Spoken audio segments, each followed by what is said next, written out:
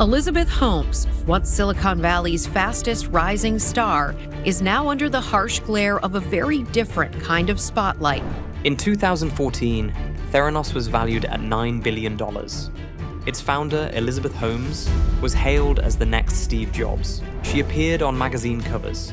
She spoke at global conferences. Investors praised her as a visionary who would transform healthcare. GMA cover story, special investigation into the rise and fall of the woman once called the next Steve Jobs. Elizabeth Holmes was riding high, the world's youngest self-made woman billionaire. Now she's facing the prospect of decades in prison for fraud. The promise was extraordinary. Hundreds of blood tests from a single drop of blood. Fast, cheap, accessible to everyone. There was just one problem. The technology didn't work.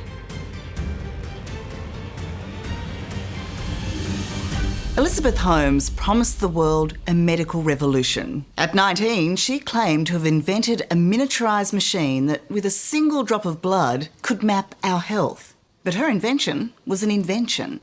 It didn't work. Elizabeth Holmes is no visionary. She's a fraudster who's risked people's lives. The promise. Elizabeth Holmes was 19 years old when she founded Theranos. The year was 2003. She had just dropped out of Stanford University. Her idea was ambitious. Blood testing was slow, expensive, and often required large samples drawn from a needle in the arm. Holmes believed technology could change that. What if a tiny drop of blood from a finger prick could run hundreds of tests? We'd like to see a world in which every person gets access to this type of basic testing, and the types of tests that are done are ones that provide insight into the onset of disease. The concept sounded revolutionary. Instead of sending vials of blood to central laboratories, small devices could perform diagnostics instantly. Clinics, pharmacies, even homes could run complex medical tests. Holmes claimed this technology would democratize healthcare. Patients would get faster results. Doctors would diagnose diseases earlier. Testing would become dramatically cheaper. It was a powerful vision. Holmes also understood something else. Storytelling mattered in Silicon Valley. She modeled herself after Steve Jobs. Black turtlenecks, deep, controlled voice, bold statements about changing the world. A basic human right to be able to get access to information about themselves and their own bodies that can change their lives. Every person should have the ability to get that type of test. Theranos operated in secrecy. Holmes insisted the company's technology was proprietary. Details were limited. Employees worked in compartmentalized teams. But investors didn't demand full transparency. They believed in the narrative, and Holmes knew how to sell it. The hype. By the early 2000s, Theranos had become one of Silicon Valley's most mysterious startups. The company raised hundreds of millions of dollars from wealthy investors, not traditional venture capitalists.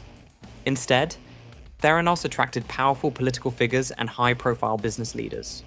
Former US Secretary of State George Shultz joined the board. Former Defense Secretary James Mattis was also involved. Media moguls, billionaires, and influential families invested heavily. The board of directors looked impressive, but it lacked medical or laboratory expertise. Holmes controlled the company tightly. She owned the majority of voting shares. Internal discussions about technology were restricted. Still, the hype grew. In 2013, Theranos announced a major partnership with Walgreens. Blood testing centers would appear inside pharmacies across the United States. Customers could walk in, provide a finger prick sample, and receive results quickly. The idea sounded futuristic. Media outlets amplified the story. Forbes placed Holmes on its cover and declared her the youngest self-made female billionaire. Her personal fortune was estimated at $4.5 billion. The company's valuation climbed to $9 billion. Silicon Valley celebrated another disruptive startup. Few people asked the most important question. Did the technology actually work? The lie. Inside Theranos, reality looked very different. The company's central technology was a small machine called the Edison device. Holmes claimed the device could run dozens, even hundreds, of blood tests from tiny samples. But engineers inside the company knew the machine struggled to produce accurate results. The systems frequently malfunctioned. Quality control issues appeared repeatedly. Test accuracy varied. Some machines failed completely. Instead of fixing the core problems, Theranos often worked around them. For many tests, the company secretly used traditional commercial analyzers made by other manufacturers, standard lab equipment. These machines required larger blood samples. To make the results appear compatible with Theranos' system, employees diluted the small finger prick samples to run them through conventional devices. This process increased the risk of inaccurate results. Patients began receiving abnormal lab reports.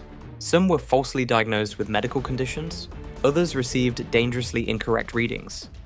Internally, scientists and lab employees raised concerns. But Theranos operated under extreme secrecy. Workers were discouraged from sharing information across teams. Legal threats were common. Employees who questioned the technology faced pressure. Many eventually left the company. I think the transition happened is when I started processing patient samples. So you basically start out with a base test. Yep, and it kept failing. I kept running it over and over and over. And how it was handled, it totally blew me away. They took out data points. Outside the walls of Theranos, the illusion continued. Investors believed the technology had been validated. Walgreens believed the system worked. Patients trusted the results. The company kept expanding. But the foundation was already cracking. The exposure. The turning point began with a journalist. John Carreyrou, a reporter at the Wall Street Journal, received a tip in 2015 from a former Theranos employee. The message suggested the company's technology might not function as advertised. Carreyrou began investigating. He spoke with former employees, scientists, and laboratory experts. Slowly, a pattern emerged. Many insiders described the same problems: machines failing, tests unreliable, traditional lab equipment used secretly behind the scenes. In October 2015, the Wall Street Journal published its first major investigation. The article questioned whether Theranos' technology actually worked. The reaction was immediate. Theranos denied the allegations. Holmes defended the company publicly. Lawyers threatened legal action against critics and former employees. This is what happens when you work to change things, and first they think you're crazy, then they fight you, and then all of a sudden you change the world. But the scrutiny intensified. Regulators began examining Theranos laboratories. Inspections uncovered serious violations of federal lab standards. Reports revealed that the company had voided tens of thousands of blood test results due to accuracy concerns. The Centers for Medicare and Medicaid Services issued sanctions against the company's labs.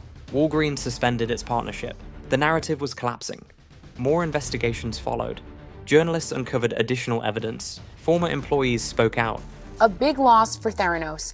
Walgreens now cutting ties with the embattled blood testing company. The drugstore chain says it's ending a partnership with Theranos as regulators mull whether to impose sanctions against the Silicon Valley firm.